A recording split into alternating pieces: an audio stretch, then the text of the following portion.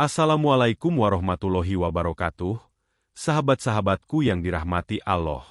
Selamat datang kembali di channel ini. Sebelum kita mulai, jangan lupa untuk menekan tombol like jika Anda suka video ini, tinggalkan komentar di bawah, subscribe agar tidak ketinggalan video-video menarik lainnya, dan nyalakan lonceng notifikasi agar Anda menjadi yang pertama tahu saat ada video baru dari kami. 5 tanda kamu akan dijemput malaikat maut di saat tidur. Sahabat-sahabatku yang budiman, pernahkah kita berpikir bahwa tidur adalah salah satu nikmat terbesar dari Allah? Saat kita tidur, raga kita beristirahat, namun roh kita tidak. Kita seperti memasuki dunia yang lain, yang sering disebut sebagai saudara kandung dari kematian. Dalam tidur, ada rahasia-rahasia besar yang tersembunyi.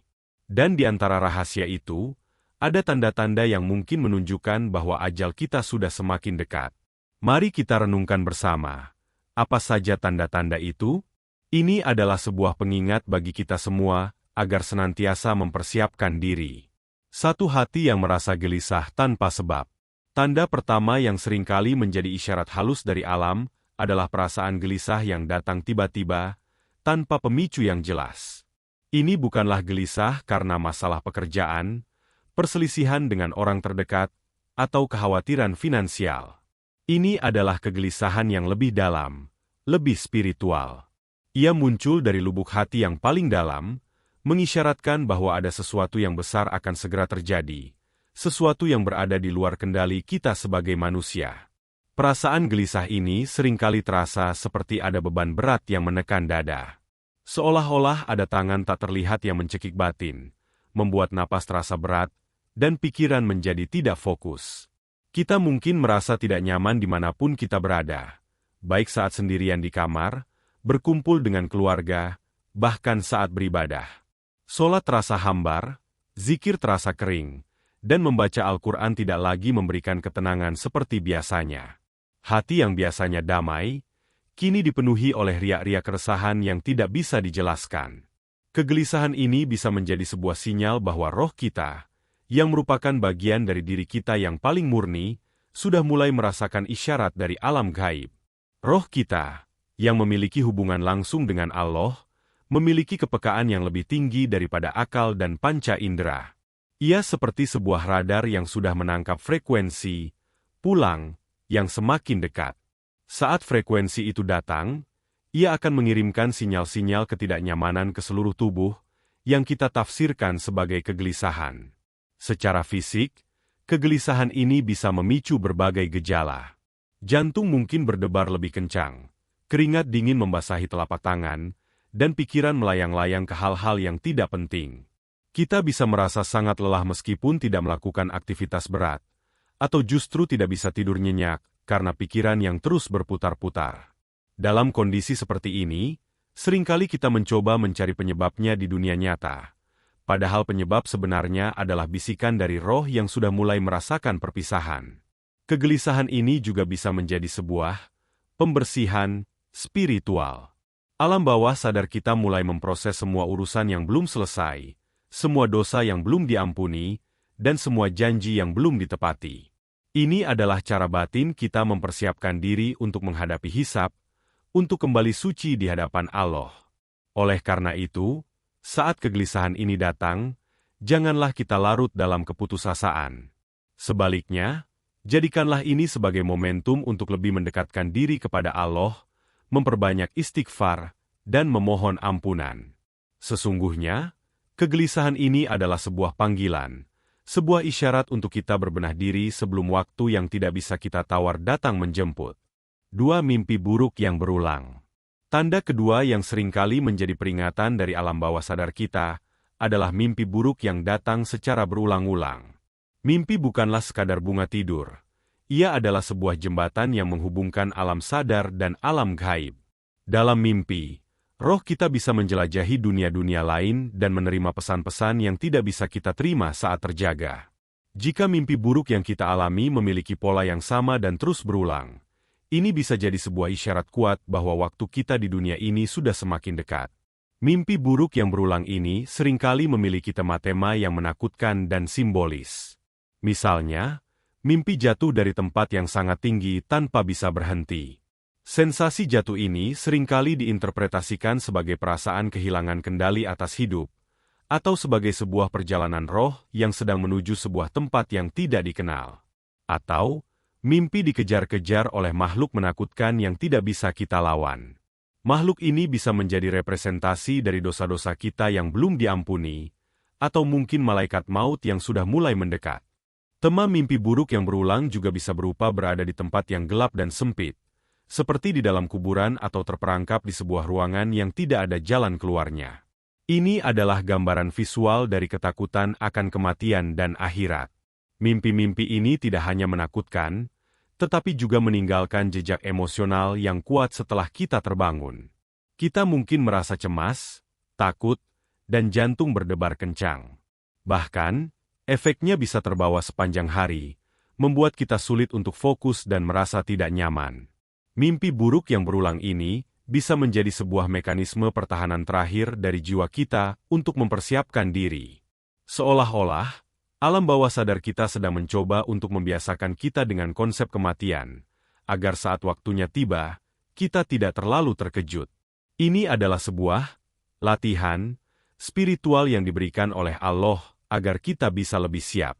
Melalui mimpi-mimpi ini, roh kita mencoba memberitahu kita bahwa perjalanan di dunia ini akan segera berakhir, dan perjalanan yang sesungguhnya di akhirat akan segera dimulai. Oleh karena itu, saat mimpi buruk yang sama terus menghantui tidur kita, janganlah kita mengabaikannya. Jadikanlah ini sebagai momentum untuk introspeksi diri. Mari kita tanyakan pada diri sendiri, apakah kita sudah cukup beribadah? Apakah kita sudah memohon ampunan atas semua dosa kita? Apakah kita sudah siap jika seandainya malaikat maut datang menjemput? Jadikanlah mimpi buruk ini sebagai sebuah pengingat, sebuah alarm spiritual yang membunyikan lonceng agar kita segera berbenah diri dan kembali ke jalan yang lurus. Karena sesungguhnya, mimpi-mimpi ini adalah pesan, bukan hanya sekadar bunga tidur. 3. Sulit untuk bernapas saat tidur. Tanda ketiga yang sering menjadi isyarat kuat bahwa ajal sudah semakin dekat adalah kesulitan bernapas saat tidur. Ini bukan hanya sekadar mendengkur atau sesak napas karena penyakit tertentu, melainkan sebuah sensasi yang lebih spiritual dan mendalam. Seringkali, kita terbangun di tengah malam dengan rasa tercekik yang tiba-tiba, seolah-olah ada kekuatan tak kasat mata yang menekan dada dan tenggorokan kita. Kita terengah-engah, jantung berdebar kencang, dan butuh waktu beberapa saat untuk bisa bernapas normal kembali. Fenomena ini, dalam konteks spiritual, bisa diartikan sebagai sebuah latihan yang diberikan oleh Allah. Nafas adalah salah satu nikmat terbesar yang sering kita lupakan. Setiap hembusan dan tarikan nafas adalah anugerah. Ketika nafas kita terganggu, kita tiba-tiba tersadar akan betapa rapuhnya kehidupan ini. Sensasi tercekik saat tidur bisa jadi merupakan gambaran simbolis dari saat-saat terakhir kehidupan kita, di mana roh mulai ditarik keluar dari jasad. Malaikat maut, yang bertugas mencabut nyawa, bisa jadi sudah mulai mendekat dan memberikan isyarat-isyarat halus melalui gangguan pada nafas kita. Secara fisik, gangguan pernapasan saat tidur dapat disebabkan oleh berbagai kondisi medis, seperti sleep apnea atau masalah jantung. Namun, jika kondisi ini datang secara tiba-tiba tanpa riwayat medis sebelumnya, dan disertai dengan perasaan gelisah yang tak beralasan seperti yang telah kita bahas sebelumnya, maka ini bisa menjadi sebuah pertanda yang lebih serius. Tubuh kita, yang merupakan wadah bagi roh, mulai merasakan perubahan energi yang sangat besar. Energi kehidupan yang selama ini kita miliki mulai menipis, dan ini memengaruhi fungsi-fungsi vital tubuh, termasuk pernapasan. Sensasi sulit bernapas ini juga bisa menjadi sebuah alarm untuk kita merenung. Kita diingatkan bahwa nafas terakhir adalah sebuah kepastian. Suatu saat nanti, nafas kita akan benar-benar terhenti. Maka, apa yang sudah kita persiapkan untuk menghadapi momen itu? Apakah kita sudah menggunakan setiap tarikan nafas kita untuk kebaikan, untuk beribadah, dan untuk mendekatkan diri kepada Allah? Atau justru kita habiskan untuk hal-hal yang sia-sia? Gangguan pernapasan saat tidur adalah sebuah tamparan lembut dari Allah, sebuah pengingat agar kita tidak lagi menunda-nunda taubat dan amal kebaikan. Maka dari itu, Saat kita mengalami kondisi ini, jangan hanya panik. Sebaliknya, jadikanlah ini sebagai momentum untuk bersimpuh, beristighfar, dan memohon ampunan. Sadarilah bahwa nafas ini adalah pinjaman, dan suatu saat akan diambil kembali. Semoga kita semua selalu diberikan kesiapan dan ketenangan saat menghadapi nafas terakhir. 4. Merasa sangat lelah meskipun sudah tidur cukup. Tanda keempat yang seringkali menjadi isyarat dari alam adalah perasaan lelah yang luar biasa, meskipun kita sudah tidur dengan durasi yang cukup. Biasanya, setelah tidur selama 7-8 jam, tubuh kita akan terasa segar dan bertenaga. Namun, dalam kondisi ini, kita justru merasa sangat lemas, tidak berenergi, dan seolah-olah seluruh kekuatan fisik kita sudah terkuras habis. Kelelahan ini bukan hanya sekadar lelah fisik biasa, melainkan sebuah kelelahan yang lebih mendalam, yang menyentuh tingkat energi kehidupan itu sendiri. Dalam konteks spiritual, kelelahan yang tidak wajar ini bisa diartikan sebagai sebuah tanda bahwa baterai kehidupan kita sudah mulai habis. Setiap manusia memiliki jatah energi kehidupan yang telah ditetapkan oleh Allah. Ketika jatah itu sudah mendekati akhir, tubuh kita mulai merespon dengan gejala-gejala seperti ini. Meskipun kita mencoba mengisi ulang energi melalui istirahat, tubuh kita tidak lagi mampu menyerap dan menyimpan energi seperti sedia kala. Ini adalah sebuah pertanda bahwa tubuh dan roh kita sedang dalam proses menuju perpisahan. Kelelahan yang luar biasa ini juga bisa menjadi sebuah bentuk pembersihan spiritual. Seringkali, saat ajal semakin dekat, roh dan tubuh kita akan mengalami sebuah proses pemurnian. Semua energi negatif, dosa, dan beban spiritual mulai dilepaskan. Proses ini membutuhkan banyak sekali energi, sehingga tubuh kita terasa sangat lemas dan tidak berdaya. Seolah-olah, seluruh sistem tubuh kita sedang dipersiapkan untuk pulang dalam keadaan yang paling bersih dan suci. Secara psikologis, kelelahan ini bisa juga memicu perasaan apatis dan kehilangan minat terhadap hal-hal yang sebelumnya kita sukai. Kita merasa tidak bersemangat untuk melakukan hobi, bertemu teman, atau bahkan bekerja. Semua terasa hambar dan tidak berarti. Ini bisa menjadi sebuah isyarat dari batin kita bahwa ikatan dengan dunia ini sudah mulai memudar. Kita tidak lagi terlalu tertarik dengan urusan-urusan duniawi, karena alam bawah sadar kita sudah mulai mempersiapkan diri untuk perjalanan yang lebih agung. Oleh karena itu, jika kita mengalami kelelahan yang tidak wajar seperti ini, jangan hanya menganggapnya sebagai penyakit fisik semata. Jadikanlah ini sebagai sebuah pengingat bahwa waktu kita di dunia ini sangat terbatas. Gunakanlah sisa-sisa energi yang ada untuk melakukan kebaikan, untuk beribadah, dan untuk mendekatkan diri kepada Allah. Manfaatkan setiap detik yang ada untuk memperbaiki diri, karena sesungguhnya, kelelahan ini adalah sebuah isyarat, sebuah sinyal bahwa perjalanan kita akan segera mencapai garis akhir. Semoga kita semua selalu siap saat panggilan itu tiba.